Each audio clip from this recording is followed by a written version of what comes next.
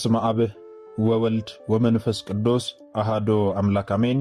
የተወደዳችሁ የልዑል እግዚአብሔር ቤተሰቦች የእናታችን የቅድስት ድንግል ማርያም የአስራት የቃል ኪዳን የበረከት ልጆች የጻድቃን የሰማዕታት ወዳጆች በወደደንና ባፈቀረን በልዑል እግዚአብሔር ፍጹም ሰላም እላችኋለሁ። እንደምን ዋላችሁ? እንደምን ለይሳ ደረሳችሁ? አሜን። እንደ ኃጢአታችንና እንደ በደላችን ብዛት ሳይሆን እንደ ምሕረትና እንደ ቸርነቱ ተመልክቶ እስከ ሰዓት ያደረሰን የአባቶቻችን አምላክ ልዑል እግዚአብሔር ስሙ የተመሰገነ ይሁንልን። እርሱን ጠርተን እርሷን የማንተዋት ንጽሕተ ንጹሐን ቅድስተ ቅዱሳን ቅድስት እናታችን ድንግል ማርያም ዘላለማዊ ስሟ የተመሰገነ ይሁንልን። እንግዲህ እንደ እግዚአብሔር አምላካችን መልካምና በጎ ፍቃድ ዛሬ የምንማማረው ነሐሴ 13 ቀን በዓለ ደብረ ታቦርን በታላቅ ድምቀት እናከብራለን። ይህንን ክብረ በዓል ስለምንድን ነው የምናከብረው? በዚህ ዕለት ምን የተከናወነበት ዕለት ስለሆነን የሚለውን እንደ እግዚአብሔር አምላካችን መልካምና በጎ ፍቃድ ዛሬ አጠር አድርገን እንማማራለን። እንግዲህ የሚያስተምረን እግዚአብሔር ነው፣ የሚመክረን እግዚአብሔር ነው፣ የሚገስጸን እግዚአብሔር ነው። እርሱ በመካከላችን ተገኝቶ የጎደለውን አሟልቶ የተጣመመውን አቃንቶ በአፈ መላእክት አርሞ ያስተምረን፣ ይመክረን፣ ይገስጸን ዘንድ የእርሱ መልካምና በጎ ፍቃዱ ይሆንልን። የእናታችን የንጽሕተ ንጹሐን የቅድስተ ቅዱሳን የቅድስት እናታችን የድንግል ማርያም ምልጃ ተራዳይነቷ በረከቷ ሁሉ በሁላችን ላይ ይደርብን። እንግዲህ ወደ ዛሬ ትምህርታችን ስንገባ ታዲያ ነሐሴ 13 ቀን በዓለ ደብረ ታቦርን በታላቅ ድምቀት እናከብራለንና ይህንን ክብረ በዓል ስለምንድን ነው የምናከብረው የሚለውን አጠር አድርገን ስንመለከት ይህ በዓል ከጌታችን ከመድኃኒታችን ከኢየሱስ ክርስቶስ ከ9 አበይት በዓላት መካከል አንዱ ሲሆን በየዓመቱ ነሐሴ 13 ቀን በታላቅ ድምቀት ይከበራል።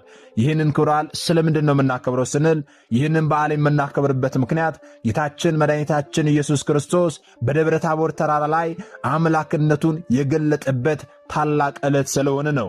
የብሉይና የሐዲስ ኪዳን አበውም ደግሞ እንደዚሁ በአንድነት ተገኝተው በሕያዋንና በሙታን ላይ ሥልጣን ያለው አምላክ መሆኑን የመሰከሩበት ዕለት ስለሆነ ነው። እንዲሁም ደግሞ መለኮታዊ ብርሃኑንና ክብሩን ለሐዋርያት ያሳየበት ታላቅ ዕለት በመሆኑ በዚህ ምክንያት ይህንን ታላቅ ክብረ በዓል እናከብራለን። ታሪኩ በሦስቱ ወንጌላት ላይ ተጽፎልናል። ጌታችን መድኃኒታችን ኢየሱስ ክርስቶስ ሌሎቹን ሐዋርያት ከእግረ ደብር ትቷቸው ወይም ደግሞ ከተራራው ስር ትቷቸው የሚስጥር ደቀ መዛሙርት የሚባሉትን በእምነት በተስፋ በፍቅር የሚመሰሉትን ሦስቱን ሐዋርያት ጴጥሮስን ያዕቆብንና ዮሐንስን ይዟቸው ወደ ተራራ ወጣ። ወደ ተራራው ከወጣ በኋላ የሞተውን ሙሴን ከዓመታት በኋላ አምጥቶ የተሰወረውን ኤልያስንም ደግሞ ከብሔረ ሕያዋን አምጥቶ የሕያዋን አምላክና የሙታን አስነሻቸው እርሱ መሆኑን የገለጸበት ታላቅ ምስጢር የተከናወነበት ዕለት ነው። ይህ በዓለ ደብረ ታቦር ማለት ነው። የማቴዎስ ወንጌል ምዕራፍ 17 ላይ ስትመለከቱ እንደምታገኙት ታዲያ ጌታችን መድኃኒታችን ኢየሱስ ክርስቶስ ብርሃነ መለኮቱን የገለጠበትና ታላቅ ምስጢርን የገለጠበት ዕለት ነው ብለን ብቻ ማለፍ ሳይሆን ታሪኩ እንደምንድን ነው የሚለው ልናውቅ ያስፈልጋልና ታሪኩን ከብዙ በጥቂቱ አጥራ አድርገን እንመለከታለን። እንግዲህ ጌታችን መድኃኒታችን ኢየሱስ ክርስቶስ በፊልጵስዩስ ቂሳርያ ለደቀ መዛሙርቱ አንድ ጥያቄ ጠይቋቸው ነበረ። ምን ብሎ ጠየቃቸው ስንል ሰዎች የሰውን ልጅ ማን ይሉታል ብሎ ጠይቋቸው ነበረ። እነርሱም ታዲያ ይህንን ጥያቄ ሲመልሱለት አንዳንዶች ከእናቱ ማኅፀን ጀምሮ ቅዱስ ነውና ኤርምያስ ነው ይሉሃል። አንዳንዶች ደግሞ ድንቅ የሆነ ልደትህንና የምታጠምቀውን አዲስ ጥምቀት አይተው መጥምቁ ዮሐንስ ነው ይሉሃል። ሌሎች ደግሞ ለአባቶች ቤት ያለህን ቅናት አይተው ኤልያስ ነው ይሉሃል እያሉ መልሰውለት ነበረ። ጌታችንም ታዲያ እናንተስ እኔን ማን ትሉኛላችሁ ብሎ ጠየቃቸው። ይህንን ጥያቄ ሲጠይቃቸው ሊቀ ሐዋርያት ቅዱስ ጴጥሮስ አንተ ክርስቶስ የሕያው እግዚአብሔር አብ ልጅ ነህ ብሎ መልሶለት ነበረ። በዚህ ጊዜ ጌታችን የዮና ልጅ ስምዖን ሆይ በሰማይ ያለው አባቴ እንጂ ሥጋና ደም ወይም ደግሞ ምድራዊ መምህር ይህንን አልገለጠልህምና ብፁዕ ነህ ብሎት ነበረ። አስተውሉ። ጌታችን በፊልጵስዩስ ቂሳርያ ለደቀ መዛሙርቱ ይህንን ጥያቄ ጠይቋቸው እነርሱም መልሰውለት ይህ ተከናውኖ ነበረ። ታዲያ ይህ በተከናወነ ይህ በሆነ በሰባተኛው ቀን ሦስቱን ደቀ መዛሙርት ጴጥሮስን ዮሐንስንና ያዕቆብን ይዞ ጌታችን መድኃኒታችን ኢየሱስ ክርስቶስ ወደ ታቦር ተራራ ወጣ። ደብረ ታቦር ማለት ደብር ማለት ተራራ ማለት ነው። ታቦር ማለት ደግሞ የተራራው ስም ነው። ወደ ደብረ ታቦር ተራራ ይዟቸው ወጣ።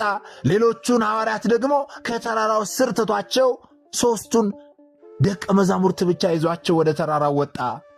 ከዚህም በኋላ ክርስቶስ ባይሞት ኖሮ ክርስቶስ ባይሞት እንዴት ያለ ክብር እንደሚቀርባቸው ያሳያቸው ዘንድ ምስክርም እንዲሆኑ እነዚህን ሦስቱን ደቀ መዛሙርት ይዟቸው ወጣ። ወደ ተራራው ከወጡ በኋላ በፊታቸው ተለወጠ። ፊቱም እንደ ፀሐይ በራ፣ ልብሱም እንደ ብርሃን ነጭ ሆነ። እነሆ ሙሴና ኤልያስ ከእርሱ ጋር ሲነጋገሩ ታዩአቸው። ጴጥሮስም ይህንን ሲመለከት ጌታ ሆይ አለ፣ በዚህ መሆን ለእኛ መልካም ነው። ብትወድስ በዚህ 3 ዳስ እንስራ፣ አንዱን ላንተ፣ አንዱን ለሙሴ፣ አንዱን ለኤልያስ እንስራ ብሎ ይህንን ተናገረ። እርሱም ገና ይህንን መናገር ሲጀምር አዎ እነሆ ብሩህ ደመና ጋረዳቸው። ከደመና ውስጥም ደግሞ እጅግ የሚያስደነግጥና ደስ የሚል ቃል መጣ። በእርሱ ደስ የሚለኝ የምወደው ልጄ ይህ ነው፣ እርሱን ስሙት የሚል ድምፅ መጣ። ደቀ መዛሙርቱም ይህንን ድምፅ በሚሰሙበት ጊዜ በፊታቸው ወደቁ፣ እጅግም ደነገጡ፣ እጅግም ፈሩ። ኢየሱስ ክርስቶስ ታዲያ ቀርቦ ዳሰሳቸውና አትፍሩ፣ አትደንግጡ ብሎ ከወደቁበት አነሳቸው። ወገኖቼ አስተውሉ። አዎ አብ በደመና ሆኖ የምወደው ልጄ እርሱ ነው፣ እርሱን ስሙት ብሎ በሚናገርበት ጊዜ ደቀ መዛሙርቱ ፈርተው ወደቁ። በዚህ ክብረ በዓል ዕለት ታዲያ ሕፃናት ልጆቻችን ጅራፋቸውን ገምደው እያስጮሁ ይዘምራሉ። ይህንን ማድረጋቸው ስለምንድን ነው ስንል ጅራፍ ሲጮህ እንደሚያስደነግጥ ሁሉ ከጌታ ጋር የነበሩት 3ቱ ደቀ መዛሙርት አብ በደመና ሆኖ ሲናገር መደንገጣቸውንና መውደቃቸውን የሚያስታውሰን ነው። ሕፃናት ጅራፉን ገምደው በሚያስጮሁበት ጊዜ የጅራፉን ጩኸት ድምፅ በምንሰማበት ጊዜ አብ በደመና ሆኖ የተናገረውን ቃል አዎ የምወደው ልጄ እርሱ ነው ብሎ ሲናገር ደቀ መዛሙርቱ መውደቃቸውን እንድናስታውስ ነው። አስተውሉ። ታዲያ ይህቺ ታቦር ተራራ ከገሊላ ባህር በምዕራባዊ ደቡብ በኩል 10 ኪሎ ሜትር ርቀት ላይ ከናዝሬት ከተማ በስተ ምስራቅ ከዮርዳኖስ ወንዝ በስተ ምዕራብ አቅጣጫ የምትገኝ ታላቅ ተራራ ናት ወገኖቼ። ታዲያ በዚህ ተራራ ላይ ጌታችን መድኃኒታችን ኢየሱስ ክርስቶስ ለምንድን ነው ብርሃነ መለኮትን የገለጠው? ብዙ ተራሮች እያሉ ይህንን ተራራ ጌታችን ለምን መረጠ ስንል የመጀመሪያው ትንቢቱን ለመፈጸም ነው። ሁለተኛው ምሳሌው ለመፈጸም ነው። ትንቢቱን ለመፈጸም ነው ስንል የትኛውን ነው ስንል አስቀድሞ የጌትነት ክብሩ በዚያ ተራራ ላይ እንደሚገለጽ መዝሙረኛው ልበ አምላክ ቅዱስ ዳዊት በመዝሙር 88 ቁጥር 12 ላይ ታቦር ወአርሞኔም በስመ ዚአከ ይትፌስሑ ብሎ ወይም ደግሞ ታቦርና አርሞኔም በስም ይደሰታሉ ብሎ አስቀድሞ ጌታ በዚያ ተራራ ላይ ብርሃኑን ሲገልጽ የብርሃኑ ነጸብራቅ እስከ አርሞኔም ተራራ ድረስ እንደሚታይ ተናግሮ ነበርና ያንን የተናገረውን ትንቢት ለመፈጸም አዎ ጌታችን ምስጢረ መንግሥቱን ብርሃነ መለኮቱን በዚህ በታቦር ተራራ ላይ ገልጿል ማለት ነው። ልብ በሉ።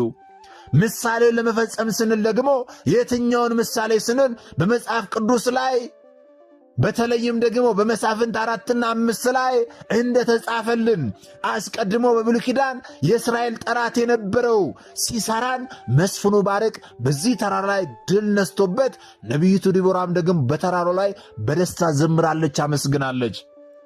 በተመሳሳይ መልኩ ታዲያ የእስራኤል ዘነብስ የክርስቲያኑ ጠላት የሆነው ዲያብሎስን የሁላችን ፈጣሪ ጌታችን መድኃኒታችን ኢየሱስ ክርስቶስ በተራራው ላይ አምላክነቱን ገልጦ ድል ስለነሳው ነቢያት፣ ሐዋርያት፣ ምዕመናን የሚያመሰግኑት ስለሆነ ለምሳሌነቱ ተሰማሚነት ያለውን የታቦርን ተራራ መርጧል ማለት ነው። ልብ በሉ። ስለዚህ የታቦርን ተራራ ጌታችን ለምን መረጠ ስንል ትንቢቱንና ምሳሌውን ለመፈጸም ነው። ይህንን ካነሳን ዘንዳ ደግሞ ጌታችን ለምንድን ነው 3ቱን ሐዋርያት ብቻ ይዟቸው የወጣው? ሌሎችን ሐዋርያት ከእግረ ደብር ለምንድን ነው ትቷቸው 3ቱን ብቻ ይዞ የወጣው ስንል የመጀመሪያው ጌታችን እሞታለሁ እሰቀላለሁ ባለው ጊዜ ጴጥሮስ ልትሞት አይገባህም፣ ይህ ለአንተ አይገባም ብሎ ተቃውሞት ነበርና በአብ ቃል እርሱ ያላችሁን ስሙ፣ ይህ ለአንተ አይገባም፣ አትበሉት፣ አትቃውሙት ለማለት አዎ 3ቱን ደቀ መዛሙርት ብቻ ይዟቸው ወጥተዋል። ሌላኛው ደግሞ ጌታ እናንተስ እኔን ማን ትሉኛላችሁ ብሎ ደቀ መዛሙርቱን በጠየቃቸው ጊዜ ጴጥሮስ አንተ የሕያው እግዚአብሔር ልጅ ነህ ብሎ መልሶለት ነበርና አሁንም አብ አዎ ልክ ነህ፣ እመለክበት ዘንድ ለተዋህዶ የመረጥኩት የምወደው ልጄ ይህ ነው ብሎ ለማረጋገጥ አዎ 3ቱን ደቀ መዛሙርት ይዟቸው ወጣ። ሦስቱን ደቀ መዛሙርት ይዟቸው ከወጣ በኋላ ሌሎቹን ከእግረ ደብር ለምን ተዋቸው ስንል ሌሎቹ ከእግረ ደብር የቀሩበት ወይም ደግሞ በዛ ያስቀረበት ምክንያት በይሁዳ ምክንያት ነው። በይሁዳ ምክንያት እንዴት ስንል በትንቢተ ኢሳይያስ ምዕራፍ 26 ቁጥር 13 ላይ ኃጥእ ሰው የእግዚአብሔርን ክብር እንዳያይ ያርቁታል እንዲል እርሱን ጥሎ 11ዱን ደቀ መዛሙርት ወደ ተራራ ይዟቸው ቢወጣ ኖሮ ይሁዳ ከምስጢሩ ቢለየኝ በሞቱ ገባውበት ይል ነበረ። ወይም ደግሞ ምስጢረ መለኮቱን ሲገልጥ ከኔ ሰውሮ ለሌሎቹ ብቻ ስለገለጠላቸው እኔም ደግሞ እንዲሞት አሳልፌ ሰጠሁት ይል ነበረ። ስለዚህ ይሁዳን ምክንያት ለማሳጣት ሲል ጌታችን ሦስቱን ደቀ መዛሙርት ብቻ ይዟቸው ወጥቶ ሌሎቹን ከይሁዳ ጋር ከእግረ ደብር ወይም ደግሞ ከተራራው ስር ትቷቸዋል ማለት ነው። ታዲያ በይሁዳ ምክንያት ከተራራው ስር ያሉ ሐዋርያት ደቀ መዛሙርት እንዴት ከምስጢሩ ይከለከላሉ ካልን አልተከለከሉም። በርዕሰ ደብር ወይም ደግሞ በተራራው አናት ላይ ለሦስቱ ደቀ መዛሙርት የተገለጠው ምስጢር በእግረ ደብር ወይም ደግሞ በተራራው ግርጌ ለነበሩ ለ8ቱ ደቀ መዛሙርትም ተገልጦላቸዋል። ይህም ደግሞ በደብረ ሲና ለ70 ሊቃናት የተገለጠ ምስጢር በከተማው ለነበሩ ለኤልዳድና ሙዳድ እንደተገለጠው ማለት ነው። ልክ እንደዛ ሁሉ ለሦስቱ ደቀ መዛሙርት በተራራው ላይ የተገለጠው ምስጢር ለሐዋርያቱም ከተራራው ስር ሆነው ተመልክተዋል ማለት ነው። ተገልጦላቸዋል ማለት ነው ከይሁዳ በስተቀር። ጌታችን መድኃኒታችን ኢየሱስ ክርስቶስ ሙሴንና ኤልያስን ታዲያ ለምን አመጣቸው የሚለውን ደግሞ ልናውቅ ያስፈልጋል። ሙሴንና ኤልያስን ለምን አመጣቸው ስንል ሙሴ በአንድ ወቅት እግዚአብሔርን አንድ ጥያቄ ጠይቆት ነበረ። ምን ብሎ ካልን በዚህ በኦሪት ዘጸአት ምዕራፍ 33 ቁጥር 13 ላይ ስትመለከቱ እንደምታገኙት በአንተ ዘንድ ባለሟልነትን ማግኘቴ እውነት ከሆነስ ፊት ለፊት ተገልጸህልኝ ልይህና በአንተ ዘንድ ባለሟልነት ማግኘቴን ልወቀው ሲል ጌታችንን ጠይቆት ነበረ። እግዚአብሔርን ታዲያ ጀርባዬን ታያለህ ፊቴን ግን አታይም ብሎት ነበረ። ጀርባዬን ታያለህ ፊቴን አታይም እንዳለው በዚህ በታቦር ተራራ ላይ ታያለህ የተባለውን ሙሴ አይቷል፣ ተመልክቷል ማለት ነው። የዚህ ኃይለ ቃል ትርጓሜና ሐተታ በዚህ በደብረ ታቦር ላይ ነው የተፈጸመው። እንዲህ ማለቱ ምን ማለቱ ነው ካልን 5500 ዘመን ሲፈጸም ሰው ሆኜ ሥጋ ለብሼ ኋላ በደብረ ታቦር እስክገለጽልህ ድረስ አንተ በመቃብር ተወሰነ ትኖራለህ ማለቱ ነበረ። ይህ ማለቱ እንደሆነ ደግሞ የታወቀው በደብረ ታቦር ሙሴን ከብሔረ ሙታን አምጥቶ ባቆመው ጊዜ ነው። ስለዚህ ሙሴን ለምን ጠራው ካልን ታያለህ የተባለውን እንዲያይ ማለት ነው። ኤልያስን ደግሞ ለምን ተጠራ? ኤልያስ ደግሞ ከብሔረ ሕያዋን ለምን ተጠራ ካለን ልዑል እግዚአብሔር ነቢዩ ኤልያስን አንተ በኋላኛው ዘመን ምስክር ትሆነኛለህ ብሎት ነበርና ይህ ኃይለ ቃል ይፈጸም ዘንድ ኤልያስ ከብሔረ ሕያዋን መጥቶ የኤልያስን ፈጣሪ ማን ነው ኤልያስ ነው የሚለው ብሎ ስለ ጌታችን መድኃኒታችን ኢየሱስ ክርስቶስ አምላክነት በደብረ ታቦር ተራራ ላይ መሰከረ። ስለዚህ ሙሴ ታያለህ የተባለውን አየ፣ ኤልያስም ደግሞ ትመሰክራለህ የተባለውን መሰከረ ማለት ነው። በተጨማሪም ደግሞ በፊልጵስዩስ ቂሳርያ ጌታ ሐዋርያትን ሰዎች የሰው ልጅ ማን ይሉታል ብሎ በጠየቃቸው ጊዜ ሲመልሱ ሙሴ ነው ይሉሃል ብለው መልሰውለት ነበርና የሙሴ አምላክ መሆኑን ሲያጠይቅ ነው። ኤልያስ ነህ ብለው መልሰውለት ነበርና የኤልያስም የሙሴም አምላክ መሆኑን ኤልያስን ከሙታን ጠርቶ የሙታን አምላክ መሆኑን አስነሻቸው መሆኑን ኤልያስን ከብሔረ ሕያዋን ወይም ከተሰወሩት ካልሞቱት ወገን ጠርቶ የሕያዋንም አምላክ መሆኑን ለማስመስከር ሲል ሙሴንና ኤልያስን ከያሉበት ጠርቷቸዋል ማለት ነው። ጌታችን በሙታንና በሕያዋን ላይ ሥልጣን ያለው እንደሆነ ይታወቅ ዘንድ ሞተው ከተቀበሩት ሙሴን ከብሔረ ሕያዋን ደግሞ ኤልያስን አምጥቶ ሲነጋገር ታየ ማለት ነው። አስተውሎ ወገኖቼ፣ ታዲያ ይህ ሲከናወን ሊቀ ሐዋርያት ቅዱስ ጴጥሮስ ጌታ ሆይ በዚህ መሆን ለኛ መልካም ነው ሲል ተደምጧል። ይህ የተለያየ ትርጓሜ ያለው ይህ ቃል ማለት ነው። ቃል በቃል ስናየው ግን ቅዱስ ጴጥሮስ ጌታ ሆይ በዚህ መሆን ለኛ መልካም ነው ማለቱ አንተ እያበላኸኝ እየፈወስከኝ ሙሴ እነዚህ መከራ ያደርሱብኛል ይገድሉኛል ያልኳቸውን ጸሐፍት ፈሪሳውያንን እንዳይመጡ በደመና እየጋረደ ቢመጡም እንኳን ደግሞ ኤልያስ እሳት እያዘነበ ያባረራቸው በዚህ መሆን ለኛ መልካም ነው ማለቱ ነው። በምስጢራዊ መልእክቱ ግን የኢየሱስ ክርስቶስ የባሕርይ አምላክነት በሚታመንበት ወልድ ዋህድ በምትለው ሃይማኖት መኖር ለእኛ መልካም ነው ማለቱ ነው። ሰይጣን ድል በተደረገባት በታቦር ተራራ ምሳሌ በምትሆን በወንጌል ሕይወት አንድም በቤተ ክርስቲያን መኖር ለእኛ መልካም ነው ማለቱ ነው። ወገኖቼ አስተውሉ። ይቺ ታቦር ተራራ የወንጌል ምሳሌ ናት። ተራራ ሲወጡት ያደከማል ወገኖቼ። ከወጡት በኋላ ግን ቁልቁል ወደ ታች ስንመለከት ደስ ታሰኛለች። ወንጌልም ሲማሯት ትከብዳለች። ኋላ ግን ጽድቅንና ኃጢአትን ለይታ ስታሳውቅ ደስ ታሰኛለች። ታቦር ተራራ እንደዚሁ በቤተ ክርስቲያን ትመሰላለች፣ ወይም ደግሞ የቤተ ክርስቲያን ምሳሌ ናት። በታቦር ተራራ የብሉይ ኪዳን ነቢያትና የሐዲስ ኪዳን ሦስቱ ሐዋርያት እንደተገኙ ሁሉ በቤተ ክርስቲያናችንም ብሉይና ሐዲስ ኪዳን እንደሚነገር ያጠይቃል ማለት ነው። ሐዋርያት የሰበኩት ወንጌል አስቀድመው ነቢያት በምሳሌና በትንቢት የተናገሩት እንደሆነ ያስረዳል። ልብ በሉ። በታቦር ተራራ ላይ ከማኅፀን ወይም ደግሞ ከባለ ትዳሮች ወገን ሙሴ፣ ከደናግላን ወይም ደግሞ ካላገቡት ወገን ደግሞ ኤልያስ እንደተገኙ ሁሉ በቤተ ክርስቲያናችንም በድንግልና የሚኖሩ መናንያን መነኮሳት፣ በሕግ በሥርዓት የሚኖሩ ባለትዳሮችም ይገኛሉና፣ አዎ ይቺ ታቦር ተራራ የቤተ ክርስቲያን ምሳሌ ናት። ታቦር ተራራ የመንግሥተ ሰማያትን ምሳሌ ናት። ተራራ በብዙ ችግር በብዙ ድካም እንደሚወጣ ሁሉ የእግዚአብሔርን መንግሥትም ለመውረስ ብዙ መለፋት መድከም እንዳለብን ያጠይቀናል ማለት ነው። ልብ በሉ። ስለዚህ ይቺ ደብረ ታቦር የቤተ ክርስቲያን ምሳሌ ናት ስንል የቤተ መቅደስም ምሳሌ ናት። በደብረ ታቦር ተራራ ላይ ሦስቱ ደቀ መዛሙርትና ሙሴና ኤልያስ አንድ ላይ ሲቆጠሩ 5 ይሆናሉ።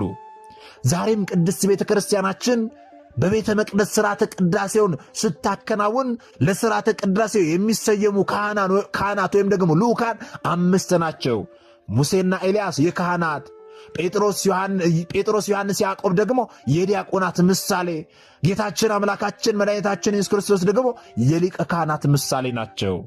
ዛሬም ቅድስት ቤተ ክርስቲያናችን በደብረ ታቦር የተገለጸውን ምሳሌነት አድርጋ በቤተ ክርስቲያናችን አሁንም ታስተምረናለች። ስለዚህ ለቅዳሴ የሚሰየው 5 ልዑካን ስንመለከት በደብረ ታቦር ላይ የተከናወነውን ምስጢር፣ በደብረ ታቦር ላይ የተገለጸውን ብርሃነ መለኮት እንድናስታውስ ነው ማለት ነው። ቤተ ክርስቲያናችን በዚህም ጭምር ታስተምረናለች። በእውነት ይህችን ቤተ ክርስቲያን የሰጠን አምላካችን የተመሰገነ ይሁን።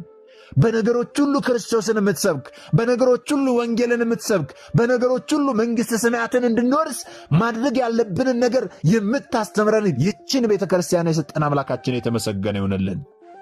ስለዚህ በዚህ በደብረ ታቦር ተራራ ላይ ይህ ተፈጽሞልናል። በአጠቃላይ ታቦር ተራራ የክርስቶስ የባሕርይ አምላክነት የተመሰከረበት፣ የሚስጥረ ሥላሴ ትምህርት የተሰጠበት፣ ፈጣሪ ከቅዱሳን ሰዎች ጋር የተገናኘበት፣ በልብ ሐዋርያት የነበረ ሰይጣን ድል የተደረገበት፣ የሐዋርያት በተለይም ደግሞ የሦስቱ ባለሟልነት የተገለጠበት፣ አሉባልታና ወሬ የከሸፈበት፣ የቅዱሳንን ክብር ለሚያናንቁ ተራራም እንኳን ቅዱስ እንደሚባል የተማርንበት፣ የብሔረ ሕያዋን መኖር የተመሰከረበት፣ የትንሣኤ ሙታን ዋስትናም የተገለጠበት ታላቅ በዓል ነው። ይህ በዓል ማለት ነው።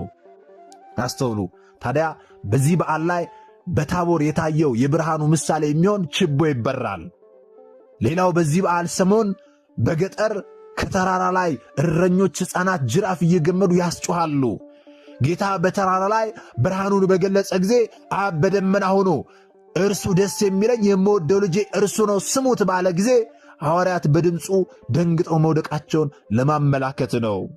አስተውሉ። በዚህ በዓል ይህ ሃይማኖታዊ ትውፊት ይከናወናል። እንዲሁም ደግሞ ሙልሙል ዳቦ ይጋገራል። ለምንድን ነው ሙልሙል ዳቦ የሚጋገረው ካልን ሙልሙል ዳቦ መጋገሩ በትውፊት እንደምንረዳው ጌታችን ብርሃነ መለኮቱን ሲገልጥ ብርሃኑ እስከ አረሞኔም ተራራ ድረስ ያበራ ስለነበረ እረኞቹ ሌሊቱ ሁሉ ቀን መስሏቸው እዛው ስላደሩ ቤተሰቦቻቸው ለእረኝነት የወጡ ልጆቻቸው በዛው ስለቆዩባቸው ህብስት ይዘውላቸው ሄዷልና የዚያ ምሳሌ እንደሆነ ይነገራል ማለት ነው። ልጆቻቸው ሲቆዩባቸው ህብስት ይዘው ሙልሙል ዳቦ ይዘው ለልጆቻቸው ለማድረስ እንደሄዱ ይነገራል ማለት ነው። አስተውሉ። ይህ ሃይማኖታዊ ትውፊት ነው። ታዲያ በችቦ ማብራት መርሃ ግብር ላይ ምእመናንና በየአድባራት ላይ የሚታየው ልዩነት የሃይማኖት ልዩነት ሳይሆን የቀንና የሥርዓት አረዳድ ሁኔታ እንደሆነ ልትገነዘቡ ያስፈልጋል። በነሐሴ 12 ቀን ምሽት ችቦ የሚያበሩት ለምንድን ነው ካልን በቤተ ክርስቲያናችን ቀኖናና የቀን አቆጣጠር ስርዓት አዲስ ቀን የሚጀምረው ከምሽቱ 12 ሰዓት በኋላ ነው። በቤተ ክርስቲያናችን አቆጣጠር ከ12 ሰዓት በኋላ እንደነገ ይቆጠራል። በመሆኑም የነሐሴ 12 ቀን ምሽት ማለትም በቤተ ክርስቲያን አቆጣጠር የነሐሴ 13 ቀን አዲስ ቀን መግቢያ ዋዜማ ነሐሴ 12 ማታ ከ12 ሰዓት በኋላ ነው ማለት ነው። በዚሁ ምሽት ችቦ ማብራታችን ጌታችን በደብረ ታቦር ተራራ ላይ የገለጠውን ታላቅ ብርሃን ለማብሰር ነው። ሦስቱ ደቀ መዛሙርትና እረኞች የተቀበሉትን ብርሃንና ምስራች ይዘው የመጡበትን አጋጣሚ ለማሰብ የተደረገ መሰረታዊ ስርዓትና የዋዜማ መግቢያ ነው ማለት ነው። ስለዚህ በዋናነት ነሐሴ 12 ቀን ለ13 ዋዜማ ችቦ ማብራታችን ብርሃነ መለኮቱን ለመግለጽ ነው፣ ለማብሰር ነው። ይህንን በደንብ ልታውቅ ያስፈልጋል። ከምሽቱ 12 ሰዓት በኋላ እንደ ነገ ይቆጠራል፣ እንደ ቤተ ክርስቲያናችን አቆጣጠር ማለት ነው። ለዚህ ነው ለምሳሌ ዛሬ ሰኞ ከሆነ ከ12 ሰዓት በኋላ የምንጸልየው ጸሎት የማክሰኞን ነው፣ እንደ ነገ ስለሚቆጠር ማለት ነው። ልክ እንደዛ ሁሉ ነሐሴ 12 ቀን የችቦ ማብራት ስርዓትን ስናክብር በ12 በዓሉን አከበርን ማለት አይደለም። የ13 ዋዜማ ስለሆነ እንደ 13 ስለሚቆጠር ብርሃነ መለኮቱን ለማብሰር አስቀድመን በዋዜማው ችቦ እናበራለን ማለት ነው። በነሐሴ 13 ቀን ምሽት የሚያበሩም ደግሞ አንዳንድ አድባራት አሉ። እነርሱ ስለምንድን ነው በነሐሴ 13 ቀን የሚያበሩት ካልን ደግሞ ነሐሴ 13 ቀን የበዓሉ ዋና ቀን በመሆኑ ምእመናን ቀኑን በሙሉ በቅዳሴ በምስጋና በበዓል ውለው ሲያበቁ በምሽቱ ችቦ የሚያበሩት የበዓሉን ቀን ሙሉ ደስታ ለማጠቃለልና የብርሃኑን በዓል በሰላም ተፈጸመ ብለው በደስታ ለማመስገን ነው። ይህም የበዓሉን ፍጻሜና ማጠቃለያ የሚያመላክት መልካም አካባቢ ልማድ ነው ወገኖች፣ ይህን ልታውቁ ያስፈልጋል። ሁለቱም የሚያበሩት ያንኑ አንድ አምላካችንን በደብረ ታቦር የገለጠውን ታላቅ ብርሃን ለማሰብና ደስታቸውን ለመግለጥ እንጂ አንዱ የሌላውን ለመሻር አንዱ የሌላውን ለማንቋሸሽ ወይም ደግሞ ለመቃረን አይደለም። እንደ ኦርቶዶክስ ተዋሕዶ ቤተክርስቲያን ታሪካዊና ቀኖናዊ ስርዓት መሰረት በዋዜማው ችቦ ይበራል ማለት ነው። በነሐሴ 12 ቀን ምሽት ነው የሚበራው። ስለዚህ እንደ ቤተ ክርስቲያናችን አስተምሮ እንደ ታሪካዊ ቀኖና ስርዓት መሰረት ነሐሴ 13 ቀን ነው የሚበራው። በነሐሴ 13 ቀን ምሽት የሚያበሩትን ሳንነቅፍ ሳንኮንን ከቻልን አስተምረን መክረን በ12 አብረን ብናክብር መልካም ነው። ያ መሆን ካልቻለ ግን ዋናው የቤተ ክርስቲያናችንን የዋዜማ ስርዓት ጠብቀን በነሐሴ 12 ቀን ምሽት ማብራታችን የቀኖናችንን መሰረት ማስጠበቅ ነውና እኛ ነሐሴ 12 ቀን ልናከብር የችቦ ማብራቱን ስርዓት ልናከናውን ያስፈልጋል ማለት ነው። ነሐሴ 12 ቀን እኛ ስናበራ ሌላኛው ደብር ላይ በ13 ከተበራ ግን ከቻልን ተማምረን ተነጋግረን በ12 እንዲበራ ማድረግ። ነገር ግን በ13 ከበራ ግን ያ ፍጹም ስህተት ነው መሆን የለበትም ብለን ልንቃረን ልንነቅፍ አይገባም። ምክንያቱም ሁለቱም የሚገልጹት በ12ም በ13ም ቢከበር የሚገልጹት የጌታችንን ብርሃነ መለኮት መገለጽ የሚያበስሩ ስለሆኑ ማለት ነው። ይህንን በዚህ መልኩ ልትረዱ ያስፈልጋል እንጂ ይህንን ርዕስ አጀንዳ አድርገን ልንጨቃጭቅበት አይገባም። ሁለቱም አንድ ዓላማ ስላለው ያንን ልናከናውን ያስፈልጋል። እኛ ከዚህ በዓል ምንድን ነው የምንማረው የሚለውን በጥቂቱ ተመልክተን የዛሬው ትምህርታችንን እንጨርሳለን። እኛ ከዚህ በዓል ምንድን ነው የምንማረው ስንል ጌታችን ሦስቱን ሐዋርያት ወደ ታቦር ተራራ ይዟቸው እንደወጣ ሁሉ እኛም በዕለት ተዕለት ሕይወታችን ከምድር ምኞትና ከኃጢአት በጸሎትና በበጎ ምግባር ወደ መንፈሳዊ ከፍታ ልንወጣ ይገባናል። ልናስተውል ያስፈልጋል። ይህንን ሌላው ምንድን ነው የምንማረው ስንል አብ ከደመና ሆኖ እርሱን ስሙት እንዳለ የሕይወታችን መመሪያ ሊሆን የሚገባው የጌታችን የመድኃኒታችን የኢየሱስ ክርስቶስ የወንጌል ቃል ነው። የወንጌልን ቃል ልንሰማ ያስፈልጋል። ዛሬም ጌታችን እርሱን ስሙት ይለናልና የወንጌልን ቃል ልንሰማ ያስፈልጋል ወገኖቼ። የዓለምን ከንቱ ወሬ ትተን የእግዚአብሔርን ቃል ሰምተን ልንታዘዝ ይገባል።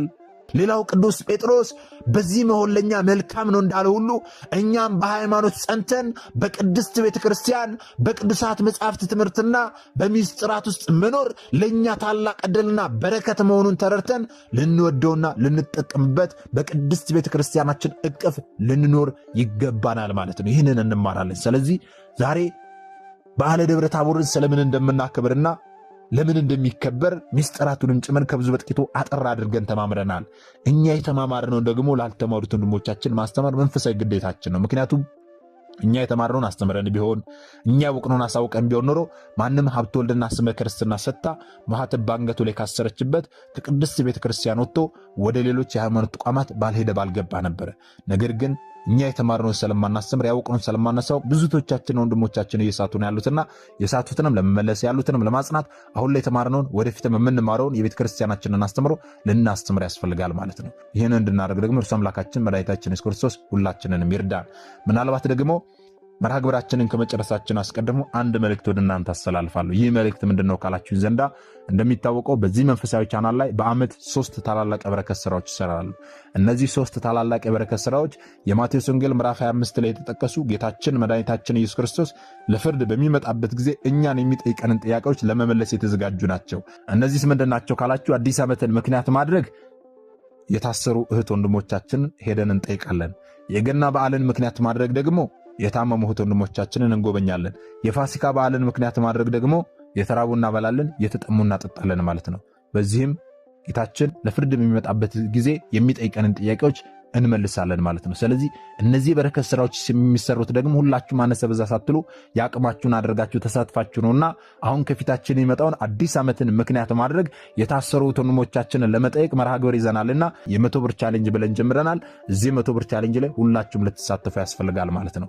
እንዴት ነው የምሳተፈው፣ በምን አካውንት ነው የምሳተፈው እያላችሁ የምትጠይቁ ሰዎች ካላችሁ ደግሞ የዚህ ቪዲዮ የኮሜንት የመጀመሪያ ቦታ ላይ ሊንክ አስቀምጥላችኋለሁ። ያንን ሊንክ ስትጫኑ ሙሉ ዝርዝር መረጃው በጽሁፍ ይመጣላችኋል። ያንን ጽሁፍ አንብባችሁ እዚህ በረከት ስራ ላይ መሳተፍ ትችላላችሁ ማለት ነው። እግዚአብሔር አምላካችን ሁላችንንም የበረከቱ ተካፋዮች ያድርገን። ወስብሐት ለእግዚአብሔር ወለወላዲቱ ድንግል ወለመስቀሉ ክቡር። ይቆየን።